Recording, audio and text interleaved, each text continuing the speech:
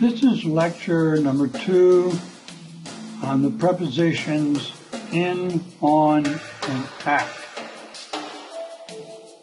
As we mentioned in refers to large areas, such as continents, nations, cities, and also time, year, months, so forth. On refers to smaller geographical areas and on smaller time periods. In this one, we are going to talk about on, and here are some examples of using on. As we can see in number 1, we would say he grew up on a farm. We might use that as a smaller area. Usually we're referring to a group of farms. It's in a state, a county, a larger area. He grew up on a farm in Tennessee. In other words, the larger area is Tennessee. The smaller area is the farm itself, which is contained within Tennessee. You want to live on an island? Well, when we refer to islands, we'd say on an island. And we might justify that by saying it's in an ocean. And so if it's in an ocean, it's on an island, like on a farm. He lives on Elm Street. We're talking about a area, smaller geographical area. He lives on Elm Street in Mexico City. It's contained within Mexico City, and he lives on Elm Street.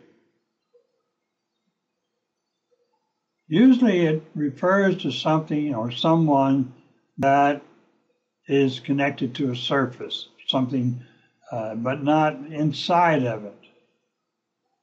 I know someone who lives on the Thames in a houseboat.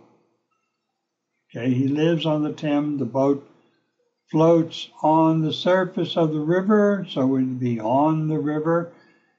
A houseboat is something that contains someone or something, and we call in a houseboat. There is dirt on that photo.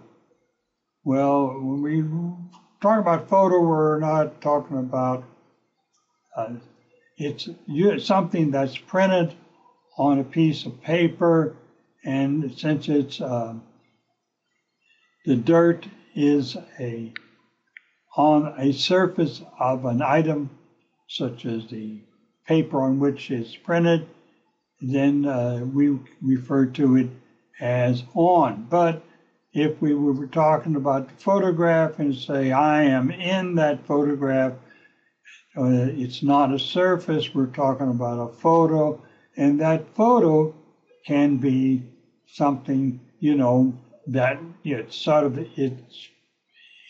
it's an image, and so we're in that image.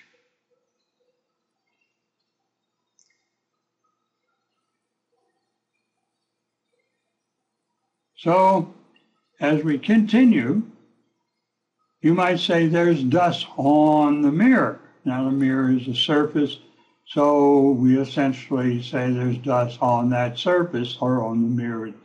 But we would say, I can see myself in that mirror.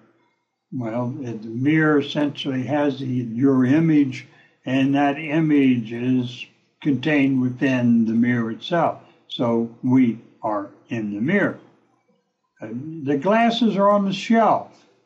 In this case, the shelf is a surface, and the glasses are in contact with that surface. So we would say it is on the shelf. Or we say there are all these original paintings are on the wall. On the wall is a surface, and the paintings are in contact with that surface, so they are on the wall.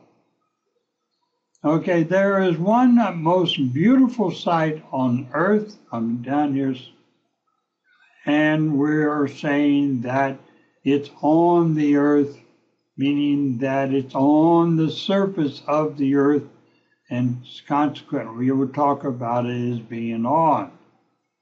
You can sometimes find coins in the earth if you dig a little. Well, the coins are inside the earth itself, not on the surface, it's inside the earth. Let's go to the little village on the coast. Okay, the coast is a large area, and you might say the coast of Mexico. And it's, in other words, let's go to the little village in Mexico on the coast. There's an article on the page. Well, the page is a surface. In other words, the printing appears on the surface. So we would say that, we're not talking about the printing, but we're talking about the surface of the paper, and the article is on that surface. Now, this pretty well, we could also talk about time, and in time we'd say, it is on the 5th of November in 2010. In other words, it's a larger area, small area. It's happening in a little while, okay, but it's a smaller area within a larger area, and so also we refer to time.